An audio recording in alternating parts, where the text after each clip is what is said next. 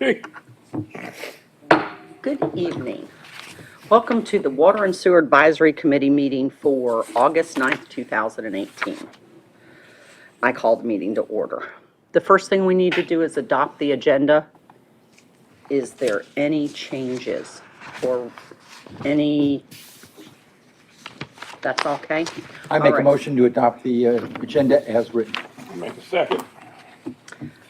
All in favor? Okay. Agenda's adopted.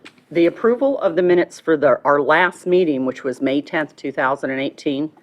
Would anybody like to review and make any changes to those? Make a motion, we adopt. Second. Second. All in favor? Okay. The approval of the minutes for May 10th, 2018 is passed. The next thing we have is the officer elections. Do you need me to read this part, or you got it? You don't have to read it. Okay. But you would not be eligible under the current rules as chair, and Dr. Rashash would not be eligible as vice chair under the current rules. So, other than that, everybody else is eligible, and you are eligible for the opposite seat. Thank you. Would anybody like to make a nomination? I nominate the vice chairman for the chairman. A second. Good with it. Do we have to vote on it, or can we just? Yeah. All in favor? All right. Thank you.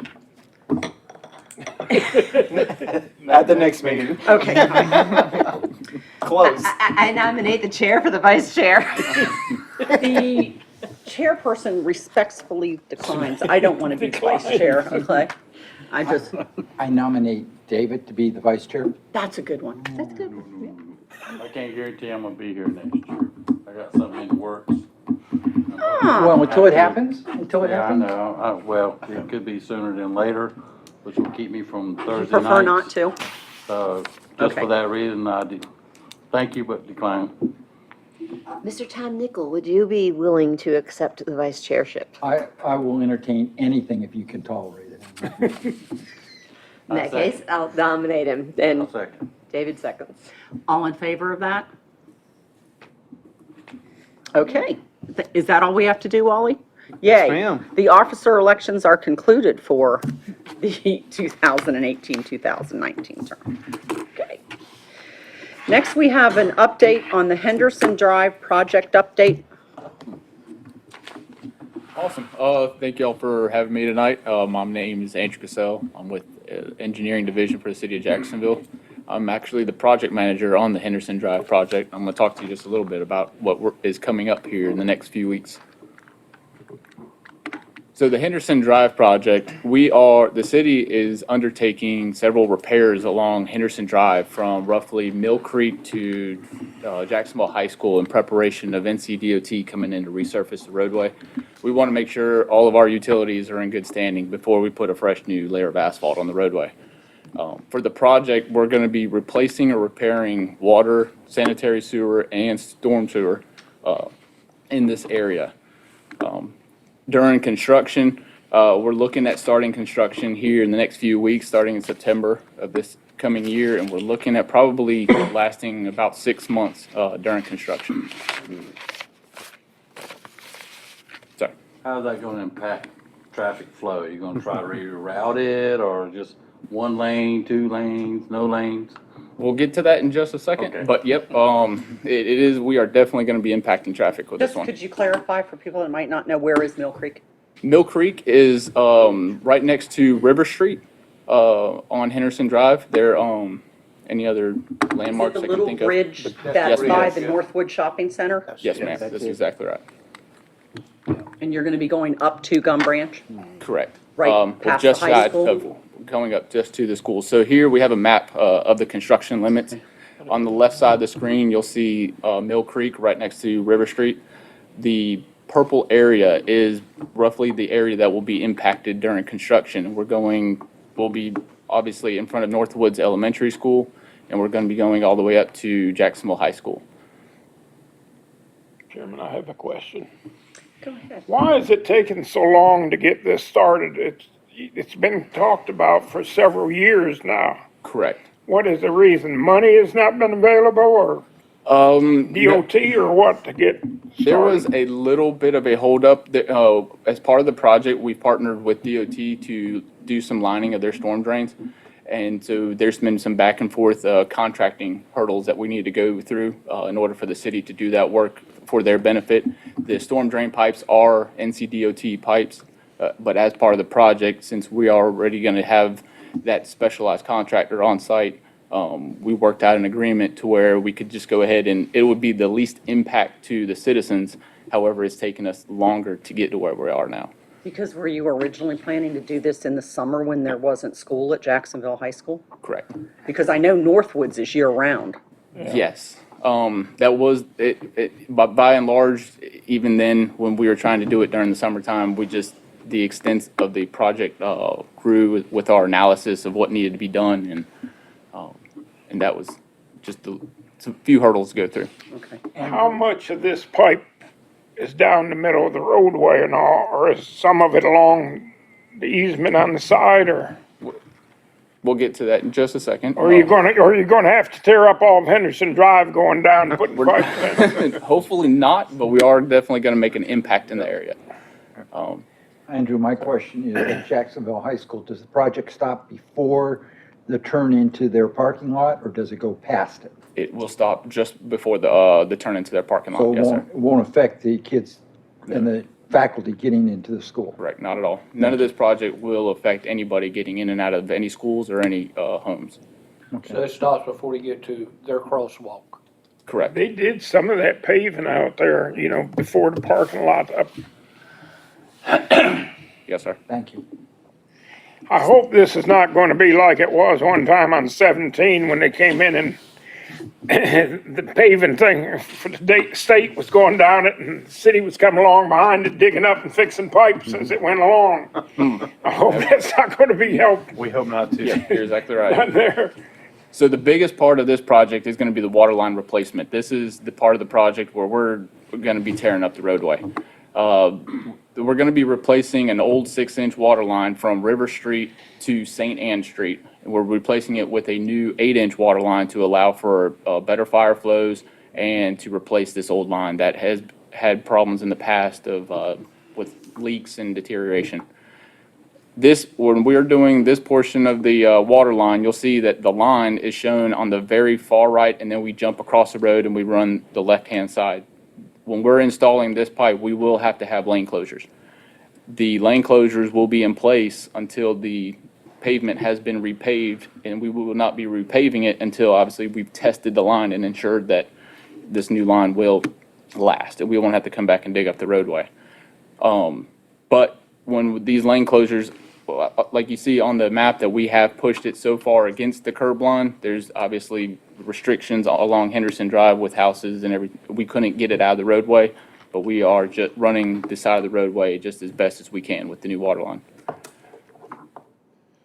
Is that the same location the old water line is at?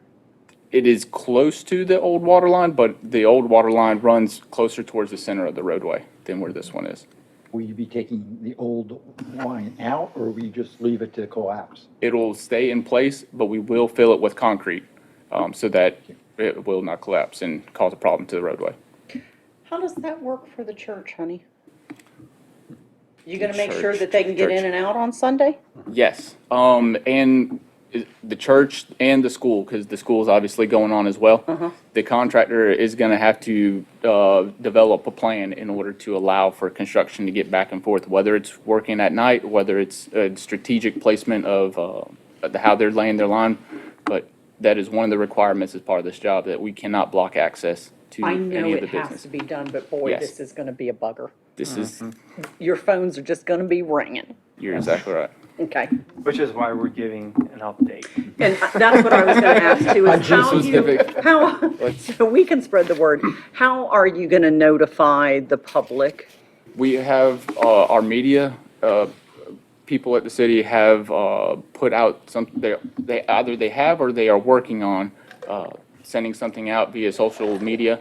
We're also sending out letters in the water bills, I believe. We'll be doing a Connect CTY to the residents in this area that are affected, the direct, obviously, we're not going to send it to everybody. And then we'll have flashing boards, and I'm going to talk to transportation and see if we can't do something else as well in order to just let people know that there's going to be construction in the area. And so we're going to do our best to let everybody know. And because I know the question's coming, we will make provisions for all of the homeowners to get into their residence at night. Yes. They won't have to park in the street or walk or anything like that. And another one we'll have to incorporate is transit also, because there are bus stops along this route, and they're used. Oh, yeah.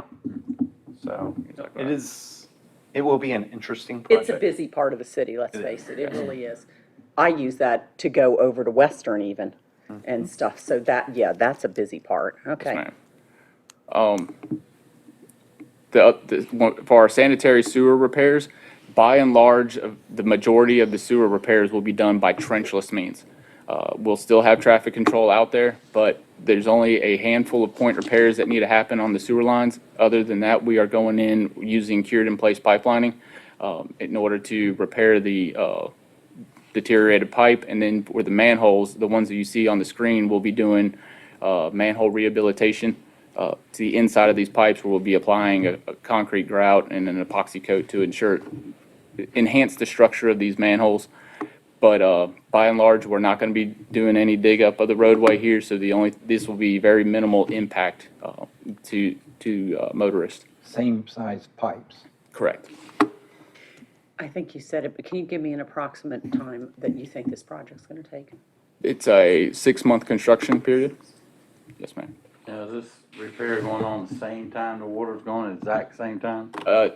That'll be on the contractor to obviously set up their schedule, but it will coincide, yes, with the water line installation. I have a quick question. Those manholes look like they're on one side of the street, the other side of the street, going diagonally across the street. Are they really that? Yes, yes, ma'am. Okay. This Henderson Drive is very different from our other roadways and how it does snake back and forth across the road, which makes it difficult for setting up traffic control. Is that But- just because of the way it developed? Yes, ma'am. Is that what happened? It also makes it There's good a- that you're not digging it all up. You're exactly right, yes. And the basin does split in this area. There's actually a couple manholes that look fairly close that I think we connected them, but it acts as an overflow. If it gets too high in one manhole, it'll actually flow to the other basin. Okay. But naturally, they flow opposite directions, and they're not probably 100 feet apart. And that connection's actually in between School Street and Barn Street. Okay. Is an interesting area. Is there some kind of natural ridge there? Huh. The ridge in this area is And it not all- a very steep. I was going to say, yeah, we're not even talking like this Elevation probably, are anxiety, we? yes. So, The third part of this project will be the lining of the storm sewer, the cooperation between the city and NCDOT. This is the portion that is going to take our project limits from Doris Avenue up to Jacksonville High School. The storm sewer is located underneath the curb and gutter, and it'll be repaired with cured-in-place pipelining as well. So there will be very minimal impact. It shouldn't take very long, but we won't obviously be digging up anybody's yards or tearing up the roadway in these areas. But there will be traffic control, obviously, to close the lane off to allow for equipment and personnel to access the catch basins. And that shows it going past the parking area for Jacksonville High School. It does, but when we're doing the cured-in-place pipelining, that whole area will not have to be coned off. Okay. Especially with the storm sewer, because obviously we're not going to want to line the pipes when it's raining.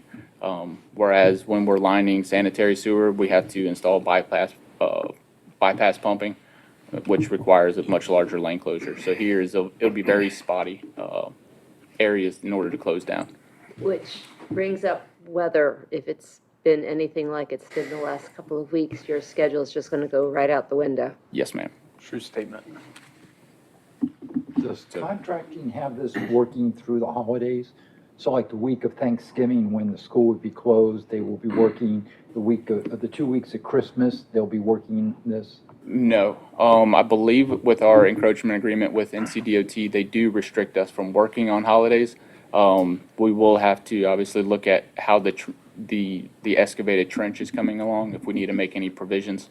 But it's great that you do bring that up, because some of the impacts that we're going to see during construction is the lane closures. With the water line replacement, we are not going to be opening up that lane to traffic until it's repaved, so that these lanes will be closed down for, I would like to say, just a few months.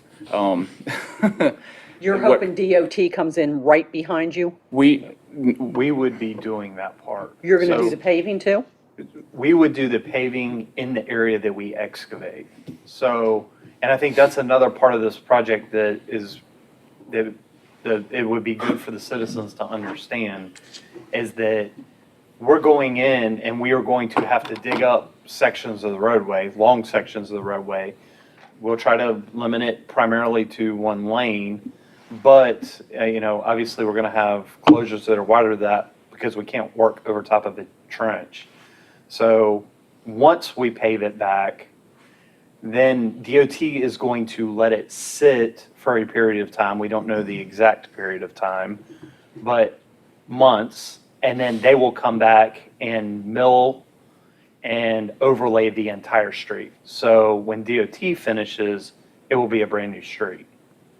But that will not be done until our project is complete and we are out and they've let they want to let the trenches sit for a while, so if they settle or anything like that, it can be addressed as part of their project. So it's only the city's part that's 6 months.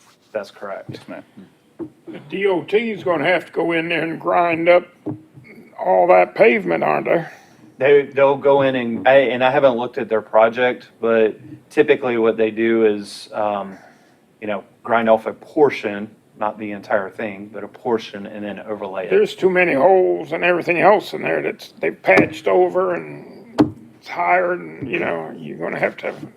But Jim, they're gonna fix all that when the city does it, and they'll have new asphalt down. And then Where we're at. the DOT's gonna come and take a sliver off, so it'll be all conditioned All level. before they do their, and then the DOT. What y'all gonna do about the holes in the road? Now, DOT's Everybody's complaining responsible. about. Well, DOT is responsible for those. But what DOT requires of the city is they require us to match whatever pavement section is there. So if it's a foot thick of asphalt, we're gonna have to put a foot thick of asphalt back. Now, it's you're my not doing understanding the it's whole not that thing. thick in this area. But, so there may be, even in some of the areas you're talking about, depressions and holes, there may be more asphalt there than you realize. DOT is very good about putting layers of asphalt down. No, right after you cross the bridge going down towards the schools, there's It's- 3 or 4 good sized, that deep or so There is. But you're not having to dig up and repave the entire thing, you're just doing Correct. portions? Just Correct. the trench areas, yes. Okay. When somebody calls about a hole on Henderson Drive, do our streets go out and fix it, or can they not because it's DOT? We can't because it's DOT, but what we do is we work very closely with DOT maintenance to make them aware. And a lot of times what we'll do is instead of telling a resident, you need to call DOT, we will take the information and then we'll call DOT and pass along the information that we're receiving. When the residents called, you let them know that that is not a city street? We do. Okay. We inform All them. right, because Matter of fact, I have one of them, I can text them and say, hey, you have a pothole here. It works pretty well. okay, all right. Do you send a little picture too? No, not normally. I just tell them where it is. Mine's a city street. So, but we do, when people call, we do try to educate them. Yeah, Matter of because most fact, people assume it's the city. I had an email the other day. I don't know how many of you travel down Gum Branch Road, but with all the rain, there's a manhole in Gum Branch Road that's past the Lowe's Food out toward, out the Summerville direction. And the manhole literally has water coming out of the manhole and running across the street. And I had it's not our manhole and it's not our street, but I took the person's information and I made sure that DOT was well aware. And I think it's actually a CenturyLink manhole that they get access to. So we just gather the information and we try to follow it to make sure, it doesn't get dropped. but we do inform citizens when they call. And that's So the that- thing, because they don't know who to call, so That's they right. call the city. And if they don't know, it's great for them to call us. Yeah, okay.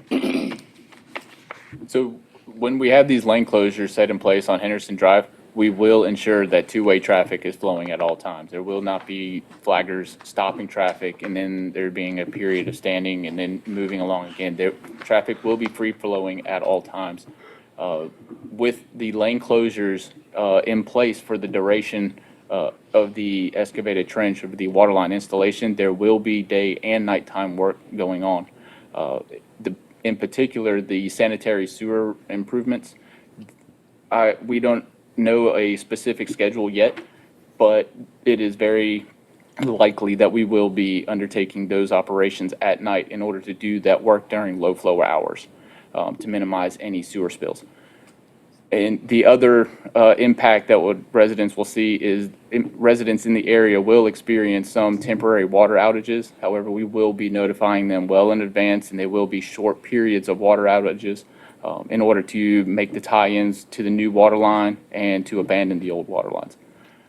Andrew, I see somebody being concerned that you're doing night work, because I assume you're going to be using floodlights and generators, and if I'm living there and I'm trying to sleep and I maybe do shift work, that's going to be an aggravation, if not downright inconvenience, to having somebody running a generator and floodlights in my living room. You're exactly right. I see what you mean about wanting to do it during low flow. The other thing too, are you gonna, when you disconnect and reconnect those and all, are you gonna have to have people watch their water? Do you know what I mean? Like sometimes you get the debris. Most likely, what we'll do, and what we've done in other cases, is both lines are active at the same time. So it's not that you complete this part and then you move this resident over. You get the new line in place, you get it chlorinated, blown off, tested, and then you go through and move each individual service from the old line over to the new line that's already in place. Okay. And then you come back and abandon the old line by filling it with, it's basically a liquid cement. So it won't be the boil water advisory. Right, we should be able to avoid that. Well, they won't collapse either, right? Right. So you'll install all of the 8-inch water line before you start transferring customers? Yes, The sir. full length of it? Yes. Now, the taps and everything will already be there. They'll be Oh, I see. installed as we're going along. Uh-huh. So at that point, it's just tying in the PE tube and it comes out. I see. What areas will be, have the water outage? Is it gonna be just part of Northwoods, or how far? Hopefully the outages should be fairly minimal. But Is it gonna be typically, we can everything along the isolate route you segments. Is it gonna be everything along the route you showed on the map? Probably not at one all at time. the same time. Okay, you'll do it in sections? Yes. Does that line feed other parts of the neighborhood? Our system is looped. Can you go back? One more. So our system is looped such that not only do we have the line that runs down Henderson, there are lines that run down River Street, School Street, I don't remember, Davis. And one back from that is Williams on the southern side, and is it Jarman on the northern side, and those are all tied in and looped. So generally, not always, but generally what we can do is isolate a block at a time. So you'd have a valve at River Street and a valve at Davis Street, and the only ones you're taking out of water are those along that one strip. Does that make sense? One block. So this one block would be off at any given time. And then we would turn that back on, and then we can move to the next until there's a valve. And something this long, I would expect something in the middle, but that's not necessarily the case. So we may have to, take all of this out. But it will be in segments, but the rest of the people will be fed from the water lines behind them coming up the side streets. You can see why that might be a concern to somebody Good. seeing this work. They're thinking this is a main line, and therefore, while you're talking just at Henderson Drive, they live 3 blocks away, their water is gonna be turned off. That's correct. I got a real question, because you got a daycare there. Yes, ma'am. We'll make provisions. We will. Yeah, because, I mean, you don't want the health department on them or whatever. No, and that might be one we figure out how to do at night or, in The same thing with the lower school. time. Exactly. Yeah. So there is some coordination. Oh, yeah. That's the fun part. Oh, yeah. Yep, we are fully aware, and we will Oh, definitely yeah, make very, there's gonna be a lot lot of with this provisions one. here. Yeah. Yep. Okay. Anything else? That's it for me. Y'all have any other questions? Everybody good? I appreciate Thank y'all. Andrew. Thank My only you very question is much, that Andrew. You'll be coming back when, to let us know what's going on? I can come back at a mid-construction and give y'all an update as to, Chairman? yeah, like that? Okay, will do. Yeah. And Thank feel you free to very let me know much. if you have any concerns during. Okay. One thing I would like to add is, Andrew talked about, and I know this came up because it's the section that extends up near the high school, where you see the white dots. In most cases, they would be able to work from that white dot and this white dot. So there isn't necessarily anything in between those. They're set up at each location.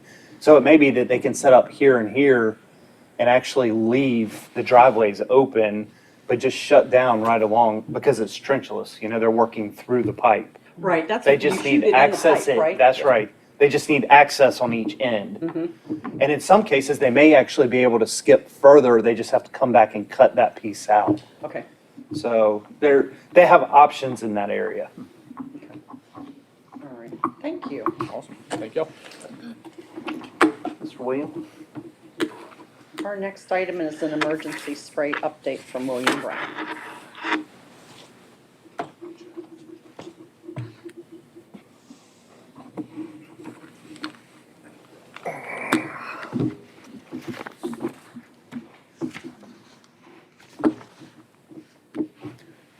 Okay, my name is William Brown, Chief Operator of the City of Jacksonville's wastewater treatment facility. And I'm going to try to bring you a brief update of emergency spray and how it's occurred and kind of how we got there this year. We'd like to back up to the month of May as a baseline or a starting point. Everybody in the room knows that our system is designed to store in the winter and then hopefully purge lagoons during the summer months. So that baseline being the starting lagoon numbers for the month of May were 13.5 in the south, and we all know that our freeboard level is 14 feet. So we had a half foot of existing storage in the south lagoon, 11.2 in the east and 11 in the west respectively. So that gives us about 2.5 foot of freeboard on that side. So that gives us a baseline to start with. Moving on through the month, we experienced 12 days affected by rain during the month of May. Emergency spray began on May 22nd. As we moved into June, we continued emergency spraying. Emergency spray ceased on the 14th of June. And when emergency spray was over, our lagoon levels in the south lagoon level was at 9.7, east was at 9.8, and west was at 9.4. Respectively, we had 4.3 feet of additional storage or available storage in the south and approximately 3 feet in the east-west. So we made some gains. Weather was agreeable, we made some gains, and then again, the rains came. For the month of June, we had 8.21 inches of rain on the LTS site or at the admin building. We had 7 rain events with a loss of 5 days and 1 partial.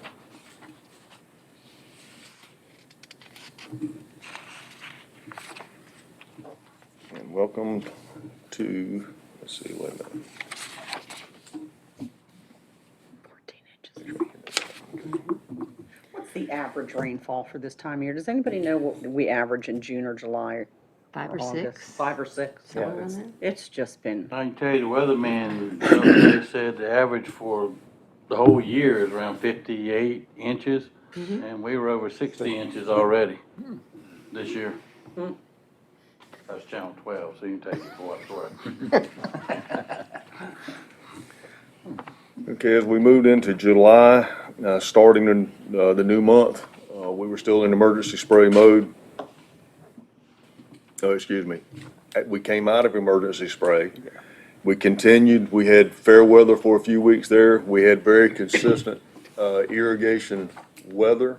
We continued to drop the lagoons or maintain lagoon levels and or drop them to a level of 10.9 on the 16th in the south, 8.4 in the east, and 9.6 in the west. So we were making some gains, and then the rain came. So can you say that those three levels again? Because I'd like the board to at least look at, I know some of you are following along with what we provide you, but listen to the difference between the middle of the month and the end of the month for July. You have the end of the month in front of you. Again, in the middle of July, we were making gains. The South Lagoon was at 10.9, the East Lagoon was at 8.4, and the West Lagoon was at 9.6. So we were headed in the right direction. 2 to 3 feet lower than it was at the end of the month. It's all based on rain and frequency and the confines of our permit as it applies to our weather events and how we can irrigate. Let me ask one question at this point. Sure. Because I understand all those variables, but there's another variable that we've talked about in the past, and that's the saturation of the spray fields. They're not drying out in between these 2 weeks. Well, that's, That's what that's what I'm getting ready to try to show you. During this 2-week rain period, as the ground saturated and the rain became more and more frequent, we had 12 rain events with 11 of those days in the last half of the month, which cost us approximately 13 rain days. Now, when you say Out 13 of rain 15. days, you're talking about the No day it irrigation. rains no, We and had the next day 13 days. because you can't well, after. it depends on the next day. We The next day does depend on the saturation and how much you get the day before. Okay.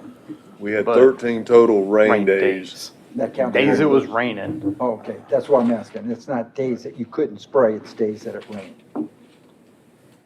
No, we didn't spray. You can't Yeah, spray. either. Well, wait a minute. If it's raining, you can't spray. Right. So You're after- saying we didn't lose, how many days did we lose did out you there? lose that I think we weren't lost a raining? total of 13 and a half, Well, a but it total, rained on right. almost all Well, of those. we had 2 modified days, 2 partial days due, and then 13 total of just nothing. Because it was rain. That we had 13 days of rain. It was either actively raining or we had But- accumulated enough the day This is just in the before. last half of the month, But so in you don't this, have a but full what, month to I count think from. what Mr. Nickel is asking is, all right, if it rained today, did you lose tomorrow too? And in this case, not necessarily, because on one of the partials, we were actually able to irrigate, but we had almost a half an inch of rain. I'm trying to understand how the term is being used. Gotcha. If he's calling a rain day a day that it actually rained, or is he calling a rain day a day that couldn't we spray. couldn't spray because it carried over in saturation to the next day that we couldn't spray? These are As both- it's referred to here, the way it's worded here, we are calling a rain day a day of non-irrigation. Now, in other points of this presentation, you may hear rain day that we got rain. It depends on the accumulation and duration. I understand that. And Well, what I'm trying to we may- understand is when you say 13 rain days, that's 13 days of not spraying, or is that 13 days that rained? 13 spraying. days in the month of July, we lost 13 full days of irrigation, That's what I want to understand. That's what you mean. Yep. 13 full days. 11 of those days, again, were in the last half of the month, so that was consecutive days of no irrigation. So not only are you catching what's falling on the site, we're having to store what's coming in through the pipe. So let's take another look at our Oh, freeboard numbers. but before you leave that, I think to me, this is, The forecast. Yeah. and based on our numbers This is midpoint, right? Correct. A half inch of that was in the first half of the month. So in the last half of the month, 13 and a half inches of rain. And we have to realize this is at the LTS, because I have a friend that lives out in Gum Branch. And she'll call me and say, there's not raining there, and I'm going, it's coming down Buckets. in buckets here. Yeah. Or I'll call and say, hey, you want to go to lunch? And she'll say, no, I don't want to go out in this rain. I go, what rain? So, That's a true and that statement. ends up at the LTS. And This that goes is, back to your previous question and our point. It affects LTS the same way. Yes. You know, we got 7,500 acres out there broken into 9 zones. And we can come in and check a rain gauge at the admin and may not have a drop. But we know it rained, you know, so we go check the other 9 rain gauges. And lo and behold, because the rain fell on the zones that we now have open, and it also fell on the zones we would be transferring to. That is a lost day. Yep. That's what people need to In other words, we understand. can't back the schedule up because we've already irrigated those for this week. Yep. So, and then some days we'll come in and it'll be rain in the LTS gauge and go check the field, and we're happy and go, pumps on. So there's a lot of variables that go into that question. So, good point. Okay. So we're at the end of July, going into August. And by the way, if you want to see what that 11 days looks like on paper, you can just pass this around, but I will hold it up for, that's 11 consecutive days of rain. And those are all the areas that we check. We have individual rain gauges at 10 different locations. So we began the first day of August in emergency irrigation mode for the second time this year. And we started the month out at 13.9 in the south, east was 10.8, and the west was at 12.3. And we actually bumped our, we didn't break through our freeboard ceiling, but we did bump our freeboard ceiling, which our permit requires us that when we hit that maximum freeboard level, that we implement emergency spraying. It's not something that we have an option, it's written into the program, it says you will. So that way we maintain a safe zone up to structural freeboard, which is all fine and good until we get a wind.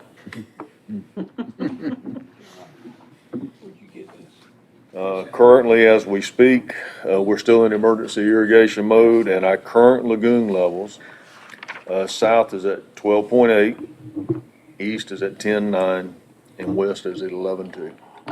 And we will maintain emergency irrigation status until we can drop the lagoons to a more favorable conditions.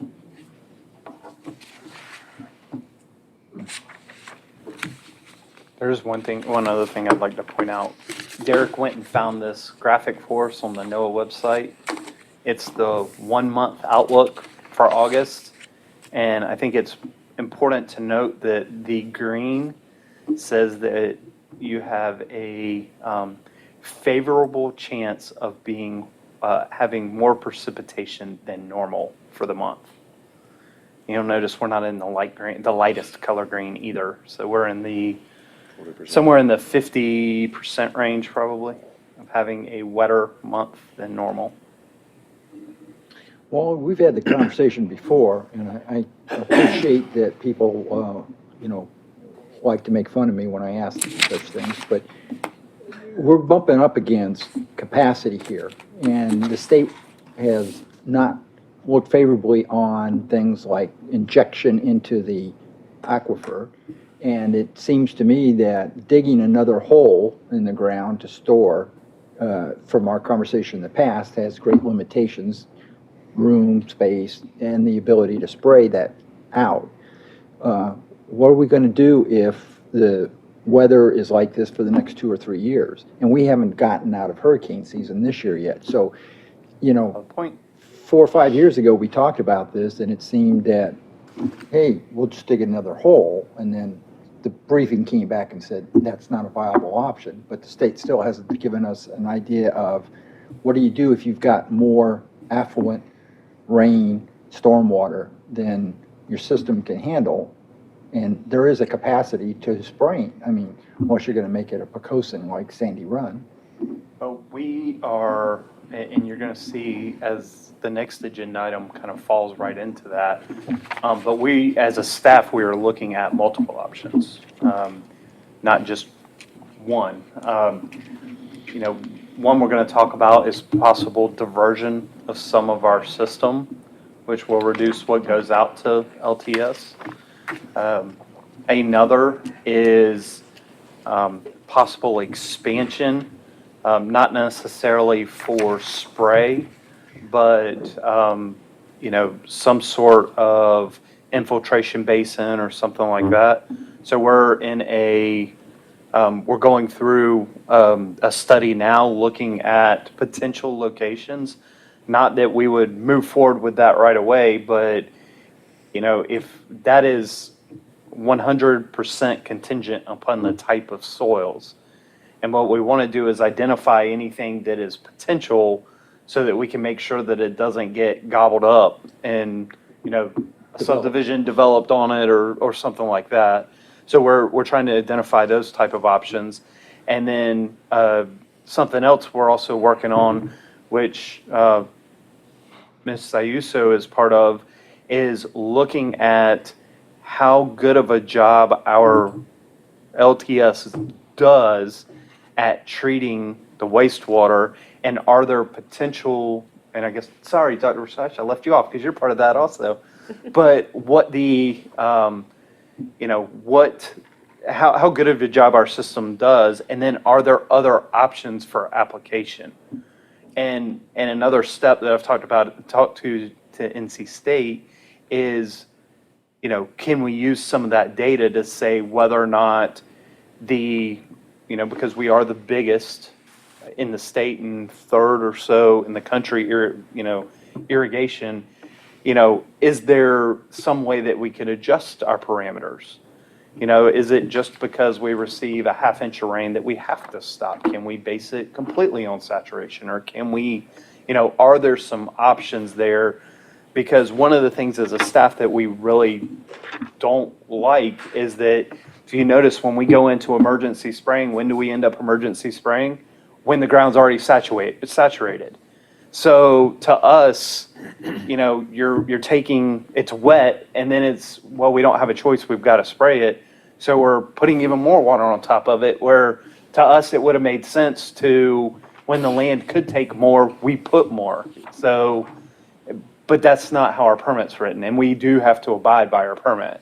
So your answer isn't straightforward, you know, we're going to build a new LTS or do this. You know, we also have cost in people's water bills to take into consideration. So we are looking at multiple options, and we're trying to look at cost feasible options as well. When you're talking about looking for suitable land, are you thinking of possible rapid sand infiltration type systems? Yes. And we've identified a few potential locations. So it's you know, and some of them are options, and turns out one or two of them may not be because they've been developed already. So. What you were saying, William, about or Wally, even though you know at certain times the ground could take more because of the parameters of the permit, you can't spray more. That's correct. We could Limited spray coverage. up to How does is the state flexible? Because this is not a standard system, let's face it. Are they pretty good about working with you, or They have can you been- approach them about that? They have been reasonable in our communications to date. We've tried to maintain an open dialogue with the state. When we go into emergency irrigation mode, I'm required to notify them within 24 hours, and I usually do it a day in advance, say, hey, we're here. This will be our action as of tomorrow, starting at. And we've even had meetings in Wilmington with the state to, you make sure we're doing the things, and they've provided some suggestions that we've actually implemented. Now, you are So- allowed to emergency spray before a hurricane if you know one's coming, aren't you? We're That's the allowed one to time spray you in do it, don't in you? in the event of a predicted major storm landfall. That's right. Anything that could affect, the Structural integrity. the structural integrity of the lagoon. And of course, my philosophy is it'll go on that 7,500 acres before it goes over the berm, or it'll do it, if it goes over the berm, it'll do it with the pumps running. But even spraying before a hurricane, I mean, whether you spray before or after a hurricane, the ground is saturation. Yeah. And the reason I asked my original question is because I haven't seen, we've been talking a couple of years about this. We haven't seen I have not seen any urgency on the State's Department to come up with a solution for this. And, we could get to a point where it is a matter of failure for a major system. If there isn't a solution that's acceptable to them. And, like I said, the number of things that have been talked about have been poo-pooed rather quickly, I thought. High-quality water that's been treated can't be injected into the aquifer, but you can filter it through, a mile of ground that's saturated. I mean, flows a little bit faster when the ground's saturated. So I just worry that we're going to reach a crisis, maybe not this year, but within the next 5 years because of demands on the system under normal conditions and then weather conditions thrown on top.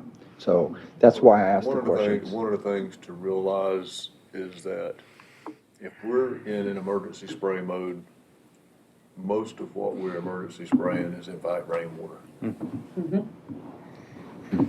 I mean, let's face it, a foot of water is a foot of water, and a foot of water across the lagoon is exactly that. It's not anything that any citizen put in the system.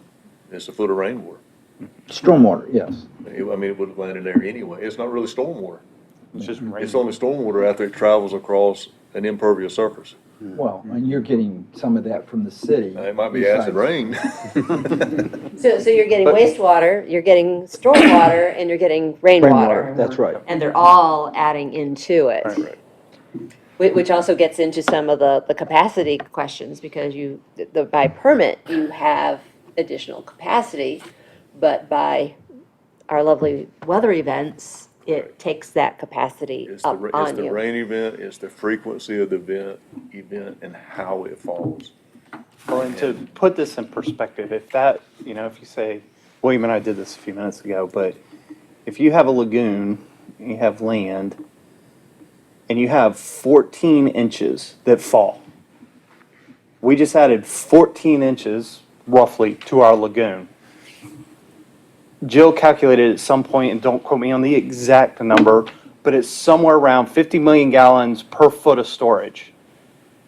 14 inches equates somewhere around 50 million gallons that we've got to get back out of the lagoon. And how many million gallons per day of pumping? Yeah, somewhere on a good day, we're talking 6, Well, 8. It depends on the time of year and the duration of irrigation based on land conditions, temperature, and those types of things. But So that's an extremely, So, I mean, it's Once it a gets real in there, it can be issue. hard to get back out again. Exactly. Would it not be feasible? It's gonna sound dumb, and I'm sure, to have a pond, to build a pond, like farmers have a pond to use for irrigation and all that kind of stuff. To store it in, let the farmers come get it.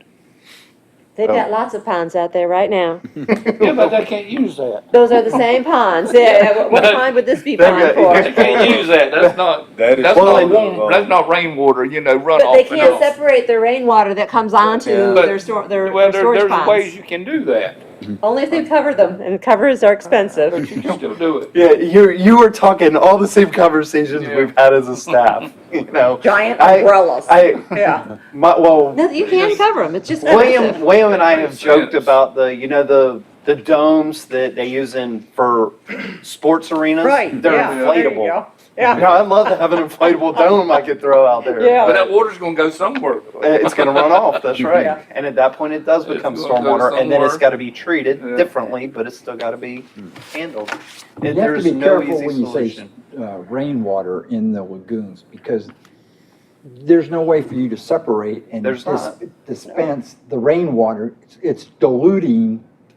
Once it's in the lagoon, it's wastewater. The only way Once to it's keep it in the separate lagoon. is if it was actually a cover That's right. on it. Yep, So you have there's the problem that you have. That's And right. that as fast as you treat it, it doesn't matter. It's still pure And if- rainwater, or it's runoff, or it's, and this is where we've talked in the past, if we add more storage, we can go longer until we emergency spray, but then we've just got more to get out. Emergency spray. So, and you're I mean, getting up it's- that much it's a- more land. it's a fine balance. And eventually it will fill. Yeah, exactly. It Have will. you gone through, I'm sure you have, but have you done it lately? The cost to cover it versus some of the other expense? We Rate have not meetings. gone through, the question we would have is, one, how would you, the only way I could see, and I'm not an engineer, but the only way I could see being able to span that type of a gap, that They type did of a them with swine distance lagoons. would They did be them with swine lagoons. something that's floating. It is. They are, So- and they're able, the rainwater collects on top. There's like sumps in there and it pumps Pumps. them off. And then the question is, where would we Or take they go- it? That's what I'm wondering, Yeah, where's it gonna where run you to? So then at that point, we're talking some sort of stormwater type basin.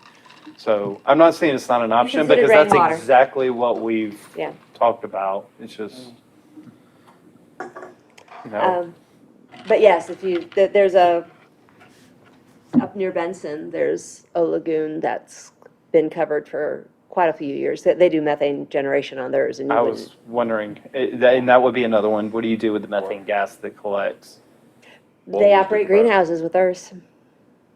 well, if you could process the water to such a degree that the state ever allows you to do injection, then you could inject the aquifer year-round and maybe get ahead of this. But that, again, the state has not been willing to do that. They'll let cities dump into an open river, but they're afraid of the quality of this water. We would argue that we have the technology right now that we could treat the water that's in the lagoon and put it right back through our drinking water system. Yeah. But But until there's a it's- severe drought, people aren't gonna accept that. it's public perception. At I mean, the- it's Saudi public Arabia, perception. they have The city communities of that do that. Jacksonville has the technology and the ability bought and paid for. The video that they showed at our NC State thing, they have a thing where they opened a plant that did just that. In They had California. in California, and the people absolutely went crazy. We're not drinking this water, blah, blah, blah. Well, 5 years later, after they'd been sitting there and having a drought, they begged them to reopen that plant. The citizens got it closed Yep. because they refused. And then after all the mandatory water restrictions and everything else, They decided it wasn't Finally. so bad after all. Yep. but it's it's a challenge. It's a perception thing, a lot of it too. Well, I say. So, and price- that's what we're working toward. I mean, that's, And that's where the That is the rapid sand purpose. Right. infiltration So- might help too. Well, I hope we solve it before it becomes a crisis, because us too. So, and we did have some updated numbers for you. We threw the, 8 days of August in there, so that you can see those, and you'll notice that we're already at over 2 inches of rain for August at LTS. So, For 9 days. and if it's acceptable, we could move, this ties right in with the next item. Yeah, please, Wally, you were gonna do an update on the Black Creek drawdown? Well, this is the Bryn Mawr first. Oh, I'm sorry, I missed that, I'm sorry. I hate to be rude to the committee. Would it be all right if I be excused for the rest Please, of it? please, David, I'm please sorry take to care of leave. yourself, okay? It's got to. Hope you feel better. Oh, I'll be all right. I'm Take sorry care. about that committee, sorry. No problem. Take care of yourself. So, with the the question that Mr. Nickel brought up is what are some of the things we're looking at? I did want to give you an update on the Bryn Mawr redirection project that we're discussing, or we've been discussing. This was new to the capital improvement plan this year. And we do have money in FY19, which we are in. And what we've talked about is redirecting 1.1 million gallons of wastewater along with, which also equivalates to about 1/5 of our sewer system toward the base. The base has additional treatment capacity that they have shared they would be willing to consider allowing the city to use. So what we've talked about is directing this flow, or looking at the feasibility of directing this flow over to the base. So this would give roughly, on average, 1.1 million gallons per day of relief to LTS. In addition, it's about 1/5 of our wastewater system, so about 1/5 of our I&I. It would also give that relief of 1/5 of our I&I. So there are some advantages to this also, and I don't have a slide for this in the presentation, I apologize, but we did model runs, and when we evaluated this project, it actually had the most short-term benefit to the system. And when you look at, these were very preliminary numbers, but when you looked at what would be needed in the future to accommodate growth of the entire city, this project actually eliminated multiple projects that we will need to do in the future.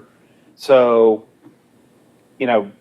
a large part of this cost would be offset by projects we would need to do anyway. So this project has a lot of benefits. We are currently in the planning phase. We have selected a engineer to evaluate the project, to gather data. We need data not only from us, but we need data from the base and from ONWASA, because in order to get to the base, we'll have to go through an ONWASA-owned pipeline. They have a force main that goes directly to the base treatment plant. So we've also had initial conversations with the base and ONWASA, and both are open to considering this. They're both willing to share information that our consultant may need. So we are really looking at moving forward, and we're hoping in the next several months we will have additional information. We'll actually identify and have studied some of the alternatives in how would we get the wastewater from Bryn Mawr over to the base.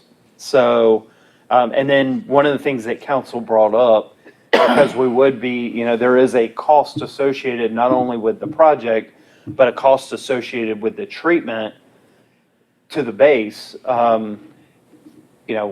We need to make sure that that cost doesn't exceed the benefit. So as part of that, council wanted us to look at a cost benefit analysis. So we'll be undertaking that as part of the planning phase also. In order to do that cost benefit analysis, we need to know what our viable options are and potential cost for those viable options. So we do need to do the identify the alternatives and study those so that we have some level in order to conduct the cost benefit analysis. I have a question on that. Sure. Is it a permanent change, or is it a change where it's redirectable in either direction? We would probably leave it to where we had the option of, we probably wouldn't abandon anything, but it probably wouldn't be you just flip a switch either. Does that make sense? Mm-hmm. Right now, I'll actually go back. Right now, the Bryn Mawr station is right here. And for those familiar, that's right off of Corbin Street, where the baseball fields are. So the force main comes all the way back out to 24, crosses 24 right there at the entrance to TT that they blocked off. Mm-hmm. And that's where, that's where our force main ties in. Unless we absolutely had to, we probably wouldn't look at completely abandoning that force main right away. But anything we do here probably will require upgrades to the station as well as how we tie the force main in. So it's not that you would just be able to, go out and open a valve and send it the other direction. Why do you have to go through on Wassa? So Onwassa, let's see if I can get enough of this map. Onwassa has a station in Hunters Creek, and that station pumps out and down Piney Green Road and actually onto the base. Okay. In order for us to get onto the base, unless we build a completely separate force main, a pipeline, and carry it all the way and tie into the base, we would need to go through Onwassa. So Now, some of that depends on available capacity and capacity that they may have for, future areas that they take in the Piney Green area. So there's a lot of information that we have to gather. It may be that we can't do that, but, and then the other question is how, you notice there's a large body of water. It's actually Northeast Creek between the pump station and we need to get, over, it's actually well off the screen, but we've got to get over here. So if, we have a pump station out here. This is Poplar Branch. We could come right up Corbin, and anybody familiar with the area, Hemlock Drive is across Northeast Creek. Make it go right up Northeast Creek and tie in there. Or, there's some discussion, we could come right out the back and tie in and come right to Onwassa's station. Or, there's a question about, could we come like this? So we're going to have to look at each of these alternatives and see what's cost effective and what's realistic. And I can, just from being familiar with the Poplar, this system can't handle an additional 1.1 million gallons. So while that may be the shortest route and all the infrastructure is there, it probably can't handle that total flow plus what it was designed for. So it would require upgrade. Okay. So there's not a simple solution. But this is, again, when we looked at the model, this was one of the most beneficial projects that came out of the model. Where does the water from TT go? Here, The base? on the base, Yes. I'm not sure. I think it is all smaller diameter pipes, like collection system size pipes. I don't think they have anything really large, but it does go to the same treatment plant. So it wouldn't be possible to tie into that, because that would actually be the shortest. It would, because you could come, you may could even use the same force main. Yeah. But we discussed it, and I don't think they have the infrastructure under the river, but I'm not You have to sure. build infrastructure if you did the Onwassa one, if it doesn't have the capacity, correct? Correct. We So- would. Which one would be shorter then?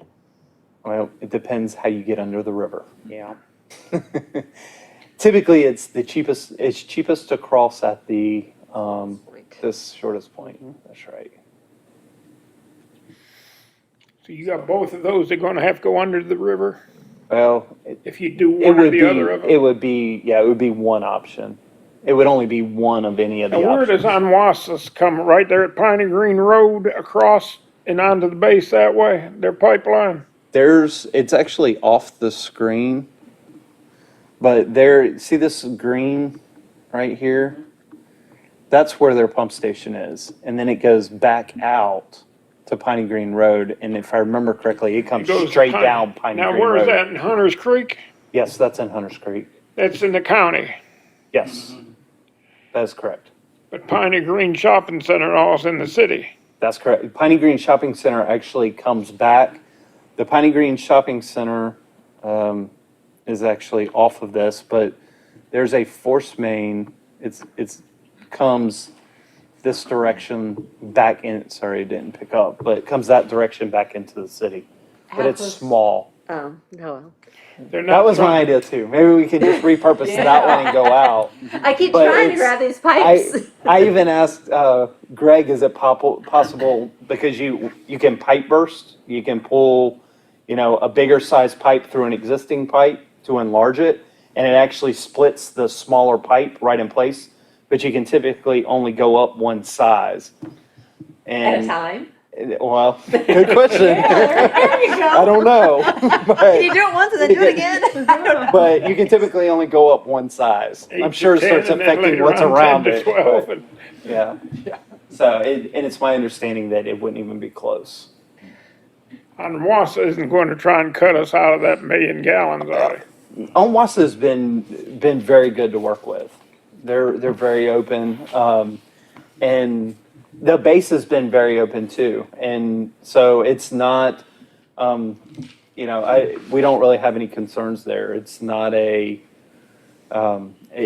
been a really good working relationship. Do you want to go on to the Black Creek? All right.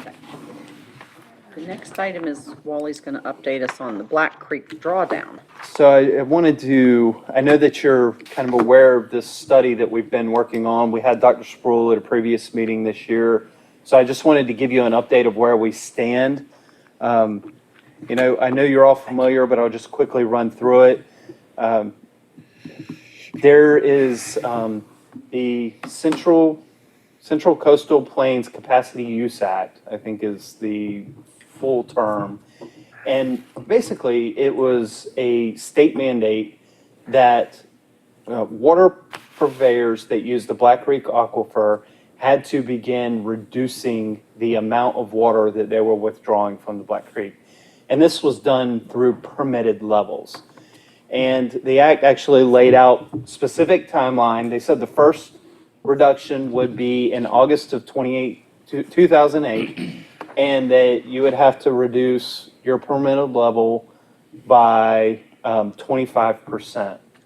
And this was everybody, and you can see the image on the right-hand side. I apologize, I pulled it off the state website. It's the only decent one I could find, but it generally shows the area that this act applies to.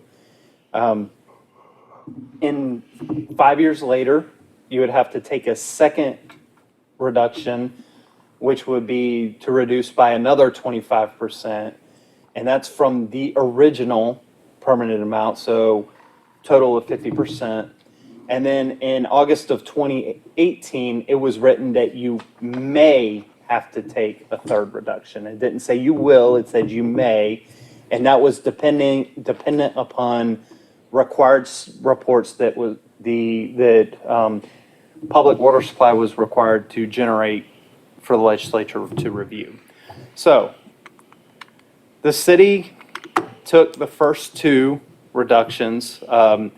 So we went from roughly 4 million gallons per day of permitted capacity to 2 million gallons a day of permitted capacity, and I put it in billions of gallons per year, so it's 0.74, so 740 million gallons per year of withdrawal from the Black Creek Aquifer.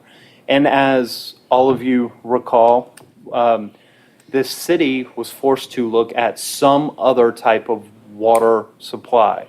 And through extensive studies, we determined that essentially the Castle Hayne was the only other viable option. So we started building Castle Hayne wells. We built a new water treatment plant, and we'll talk about it in a minute when that came online. But that was the city's response. Well, Onwassa was faced with the same thing, and they essentially did the same thing. They were already in the Castle Hayne, so it wasn't quite as large of a transition for Onwassa as it was for the city.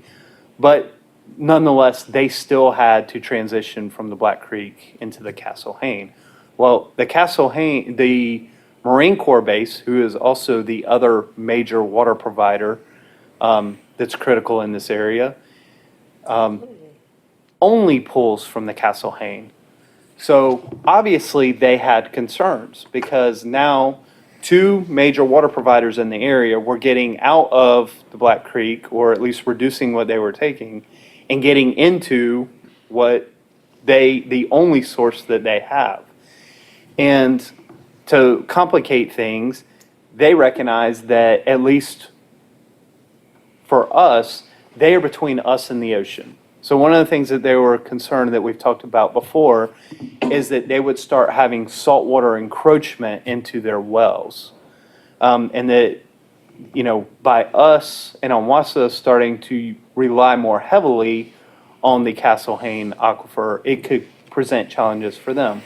So the base in the city and Onwassa got together, and we formed the Water Resources Group, the Onslow Regional Water Resources Group. So we together formed this group, and it's us three members, plus we have members from USGS, or the U.S. Geological Survey. And then we also have participation from Public Water Supply, who is responsible, and they may have since changed their name. I can't keep up. I apologize. But the ones that are directly responsible for the studies regarding the Black Creek aquifer, and for issuing the well permits for not only the Black Creek but the Castle Hayne. So we had a lot of discussions on, what we needed to do, how we needed to, and ultimately our goal is to sustainably manage the water resources in Onslow County. And what we started looking at is, what are our options? Well, we were very involved in the right around the time the 2013 withdrawal happened, and the state came out with a study, and they basically said, we will consider allowing you not to take further reductions, and we'll modify your permit if you can meet certain criteria. And that wasn't just for us, it was for everybody in this zone. So I'm going to talk about those specifically in just a minute. But where we are in August of 2018 is facing the next reduction of 25%. So what that means for the city is, overnight, we essentially use 1 million gallons per day of capacity from the Black Creek, which the good news is we rely and have stabilized from the Castle Hayne roughly about 3 to 3.5 million gallons per day on average of withdrawal from the Castle Hayne, which means we're somewhere around 1.5, just under 1.5 per day from the Black Creek. And our plant operates well. We have great well rotation for Castle Hayne. The water levels have stabilized. We had a lot of fluctuations with getting things to work right together in the beginning because of the way the plant operates. And what we found is where we're at now is kind of a sweet spot for the plant. So we really would like to continue at the level we're at. But unless we can get a modified permit, we're not able to do that. Mm-hmm. So the state basically issued findings that said you can seek a temporary modified permit. And here's the things that you have to do. You have to ensure that your pump intakes are above the top of the aquifer. Well, ours already were. You have to ensure that your pumping water levels are also above the top of the aquifer. And there's other language that goes in this that basically says the aquifer that the well is screened in and those kind of things. But basically, what it's saying is you can't just start drawing down the aquifer. You can't sit your pump way down in the aquifer and start drawing down. Then, and the other, the third, and this is one that really required monitoring well data, is there has to be an upward trend in the static water levels. So that means that in a well that you're not pumping, you have to see that the water levels are rising, or at least, and there was a lot of discussion whether that had to be rising significantly or, slightly or what, but the language ended up being an upward trend. And then the third was, and this one is particularly critical for us, and I'll talk about why in just a moment, but there could be no upward trend in chloride levels, and we talked about that saltwater zone before. And I'm going to go back to my slide for just a second. You'll notice, and I know you can't read it, but they have not only do they have on this map the areas that this act covers, but they also have that broken into subregions.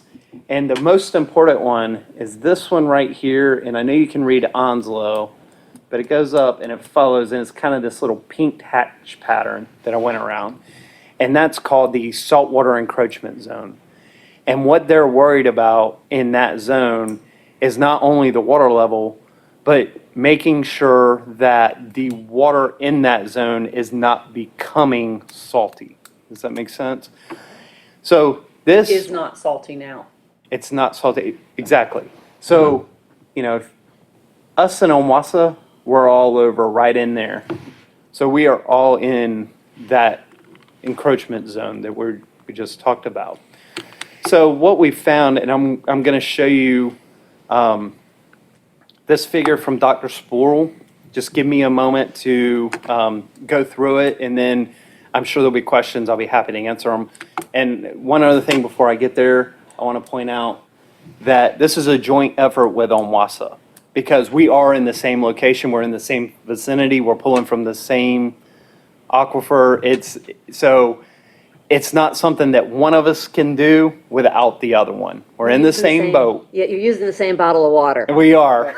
So this is a joint effort. So as such, we've got this charted as together. So if you look at this 3.59 billion gallons per year, the BGY, billion gallons per year, that is us and Omwassa combined.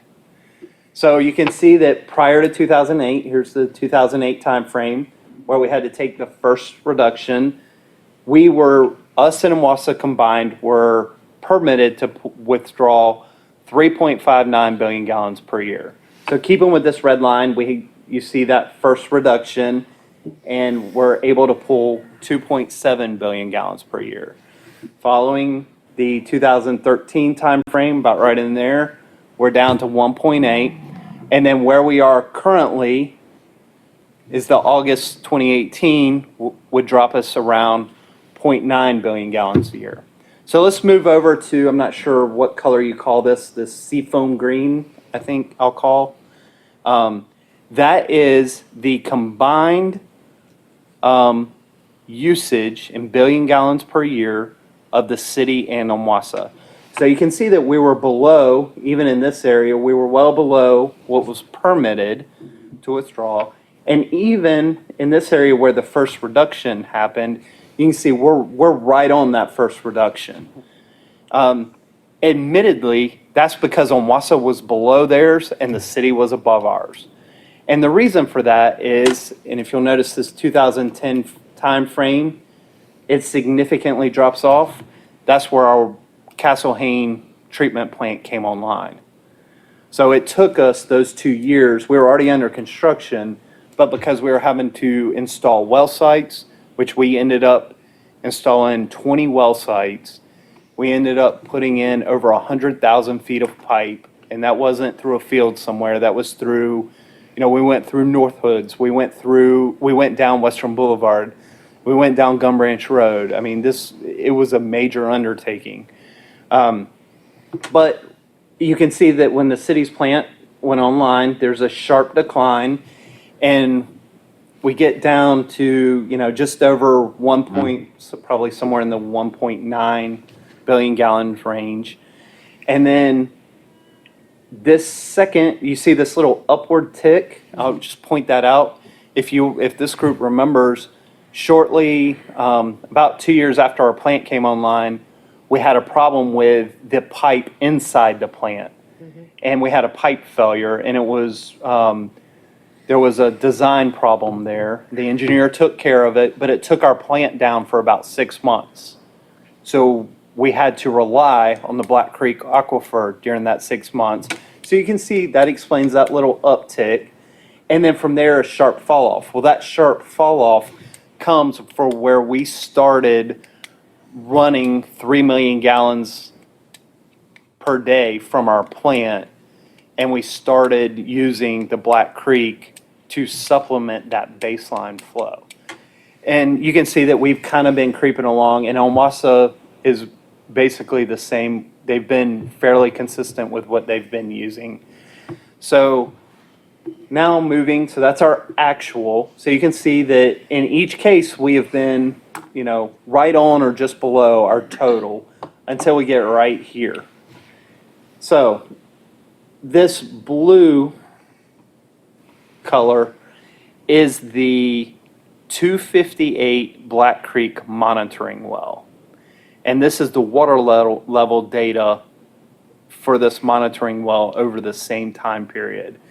And I think, to me, this graphic speaks volumes, because if you notice right here, we start withdrawing less from the Black Creek, and look at the water levels. And I think it's important to note that even as we're in this area, those water levels continue to climb. So essentially, going back one graphic to this upward trend in static water levels, this shows that somewhere around at 1.8 billion gallons per year, that's a pretty sustainable level in the Black Creek aquifer. Now, that doesn't address the chloride levels, which is the last piece of this puzzle that we need to put together to be able to submit to the state. So what we found is today we have collected our final chloride sample. It will be, it's been sent already to a lab to be analyzed. So we're hoping to have that back rather quickly. So we'll finalize this report that Dr. Sproul's written. Based on the data that we currently have, Dr. Sproul feels pretty confident that us being the city and Omasa, requesting somewhere in that 1.8 billion gallon range is reasonable, and that's really probably where we should request, which is right along that, basically requesting not to take that last reduction. Of course, I come back to the title here, temporary modified permit. So I want to, I think it's important to point out that as we move forward, we're going to have to continue to monitor, and the state's actually said that they will take over monitoring and maintenance of these wells, the monitoring well sites.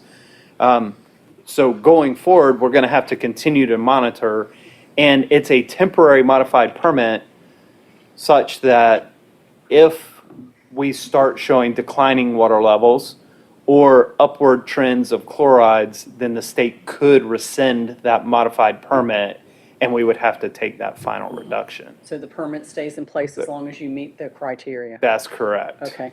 So if the state takes over sampling, does that mean that they will periodically update you on what the results are? Yes, and they put their information on the website, so we have direct access to it. Okay.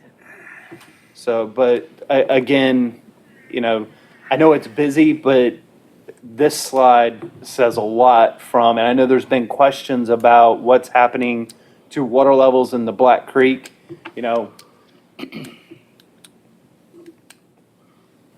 This right here shows it. Let me ask a question here. If we get the modified permit and they say 1.8 BGY, is that going to be something that you purposely attempt to draw, or will you supplement the 3 point whatever the plant is capable of making? What we would use that to supplement what we're pulling from the Castle Hayne. So- We would continue to run our plant consistent and then use this. We wouldn't draw, so that, for us, that, our portion of that would be roughly 2 million gallons per day. We wouldn't try to run exactly 2 million gallons a day from the Black Creek. That's what I'm asking is. We wouldn't, no, You we would do wouldn't. whatever the plant could do and You've then kind of got augment. the Right. plant tuned to run That's right. from Castle Hayne, haven't you? Yeah. The blend Yeah. right now. Yeah. The Black Creek is really, really good water. Okay. Yes. Any changes is gonna take. Right. some more doing. You're gonna have to play with it again. But And on top of that, it may cause us, in order to keep our well rotations, we'll need more Castle Hayne wells in the very near future. So, there's a fine balance we're trying to work here. I have a question. Do they have monitoring wells watching Castle Hayne to make sure its level doesn't drop? Well, we Since have. everybody seems to have to jump in there. Well, one of the things that the Water Resource Group admitted is that, we undertook the hydrogeologic study to look at the groundwater and try to, map and monitor the groundwater. What we realized is we didn't have enough data. It's all parcelized. So we have a large project to install monitoring wells all around the county and then come back and update that. And so far we've been successful in getting 2 grants to help us do that. Now the grants aren't, unfortunately, haven't covered the cost, and the city and Omwassa have had to work together to cover the additional amount. But, there's a lot of people that are keeping an eye on what we're doing, because it's my understanding that when the state was looking at what the military evaluates when they go through base realignment, one of the key things is water. And that is one of the places that we need to focus to ensure that we protect the base's interest. And Understand. so that's why we're all working together. Yeah. Back to why I asked my question. So it's possible that you will draw less than what you're permitted, even if you're allowed to do the 1.8. Correct. We would probably, and Omwassa's told me they need somewhere, even though they would draw a little bit less than that, they need somewhere in the 2.8 million gallons per day range, just in discussions. So From the Black Creek. from the Black Creek. So that would keep both of us about where we are now. But- And they're still not even using completely all of that. So we would both, withdraw slightly less than what we would be permitted for. What we would expect is, somewhere this trend to kind of continue, even if we're permitted up in this area. Which then would be a pressure for that to continue to go upward. in That's that correct. Black Creek, okay. How does population growth fit into that? Well, that's, obviously, we would, if we saw a large increase in demand, we would probably initially cover that by withdrawing slightly more from the Black Creek until we got our well rotation and possibly added wells in the Castle Hayne. We recognize that in the future, we're going to need those wells. So that is something that we consistently look for whenever we have a large development come in. We look at whether it's viable to negotiate a well site as part of that development. We're constantly looking for potential well locations as property, sells. So it's something that we're consistently looking for and preparing for, so that we're ready in the future. You had a question, Mr. Dorn? What was our original permit from the Black Creek for how many gallons? Roughly 4 million gallons per day. Then why has Anwassa keep saying at time, well, this is in the past, that we were over pumping by quite a bit? We were, for a period of time, we were. And actually, What were we over pumping by how much, do you know? I don't remember exactly the number, but we were over. So the way that the state did this is kind of like a bank account. And we were in constant contact with the state, so they knew what was going on. But our treatment plant was not ready Yeah. to go on August 1st of 2008. So So we were in allowed- constant, so they ran it like a checking account. We ran a negative balance in our checking account, our water account for the first 2 years. And now, if you look at our water account, we're positive 500 million gallons or Well so. over 500 million gallons Yeah. on the North Bank. So, What does the current water plant make and what is the amount that they can make? well, 4 if you, million? 4 mil a day, And how much are they making? 4 mil a day. So And you're how much at, are We're we- making about 3, How much Yeah. are we using? you're at capacity. yeah, yeah, all 4 trains are running. we're running, but we don't run all 4 trains at one time. We run them on a How much do we rotation. use a day? As far as. Water. 4.2 mil. Right. Can they all be run August at to once if you July, need to? about 4.2 They million gallons a can, day. it's the That's wells. Black Creek and Castle. That's what I'm wondering, because that treatment plant actually has a bigger than 4 million capacity. It's Yes, 8. oh yeah, we can go up to 8, but You'd we go don't have up the to 8, wells. but you'd have to have the wells to supply it, wouldn't you? That's correct. Okay. Yeah, but I thought, that's what I thought. When they built that plant, they built in future growth. That is But you have correct. to have the wells to supply it. That's You correct. haven't gotten the last 2 million set in there, have you? You've got the filters and everything for 6 million, don't you? No, we have filters for 4 million. Just 4? Okay, I thought you had them for 6 and. No, but we have the trains, the infrastructure Yeah, for okay. all 8. For all 8. We just don't have the wells. And you switch them back and forth, don't you, Yes, ma'am. to keep them running? Yeah. That's what I thought, okay.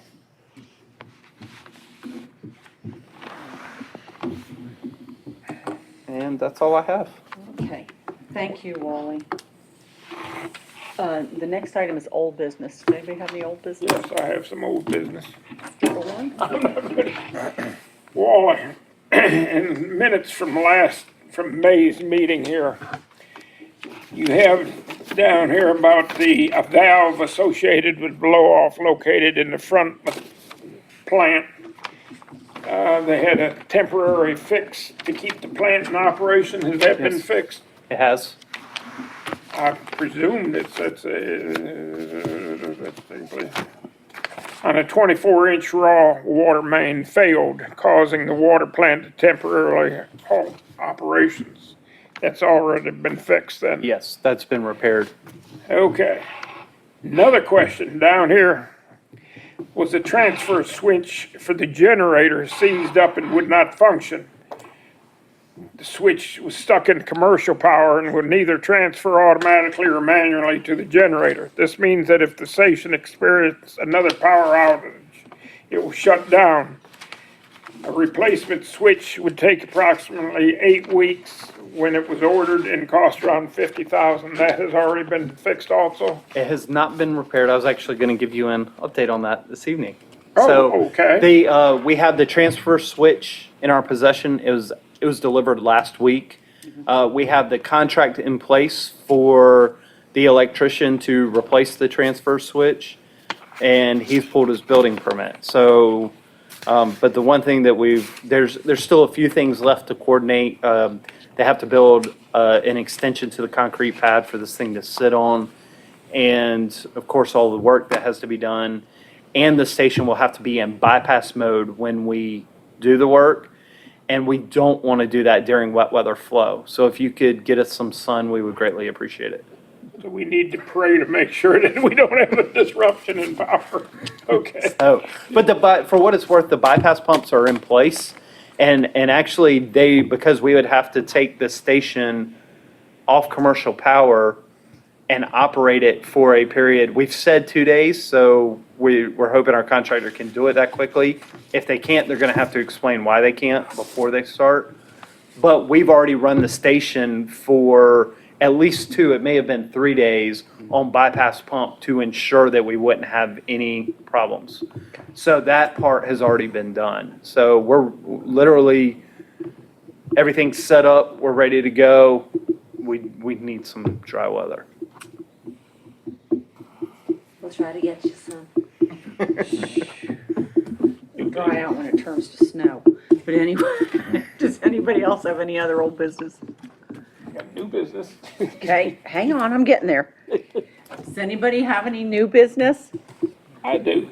I have several questions. We have an UNWASA meeting, we haven't had one, and it's coming up this coming Tuesday.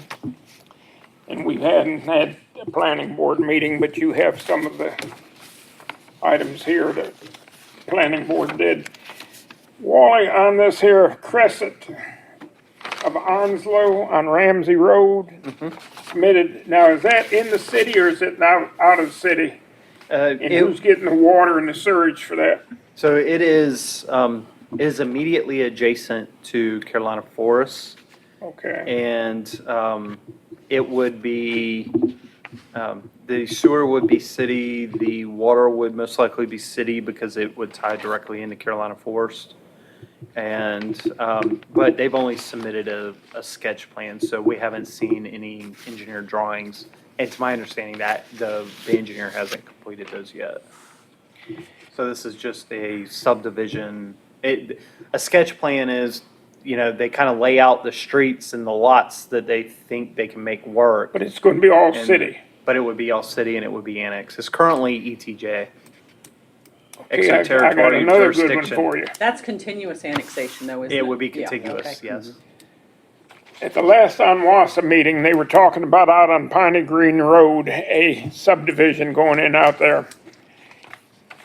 UNWASA is going to have the water. City of Jacksonville is going to have the sewage. Now, is this going to be another country club Sunset Acres type deal? Where we're going to have to subsidize because their prices are different from the cities? I'm not sure which one you're talking about. The only, it was, I'm not sure, I'm not aware of one on Piney Green Road. I don't know, where it's somewhere out there closer to country club, I think. The one that I am aware of is we had and I believe it was just a sketch plan also, but it was off Drummer Kellum Road, and it was 95 lots, give or take. That might have been it. And the city, currently, there's a small apartment complex called Country View. We have a wastewater lift station in that area. It is annexed. The water is provided by UNWASA, and we have an agreement there. You're going to have the city's going to have the surge with it. The city would have the sewage.